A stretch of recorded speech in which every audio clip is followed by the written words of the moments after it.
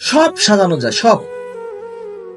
আপনি বড় বিল্ডিং করবেন, সুন্দর রং করবেন, থাই গ্লাস লাগাবেন, এরপরে বড় বড় নকশি নকশি করা টাইলস লাগাবেন, আপনি ঘর সাজাতে পারবেন।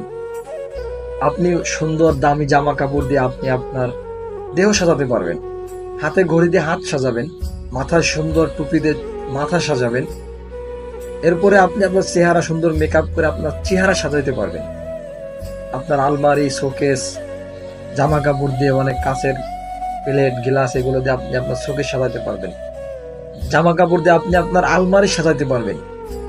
কিন্তু আপনি আপনার জীবন, এই জীবনকে আপনি রুটিন করে করে সাজাতে পারবেন। সকালে এই করবো, দুপুরে এই করবো, বিকেলে এই করবো।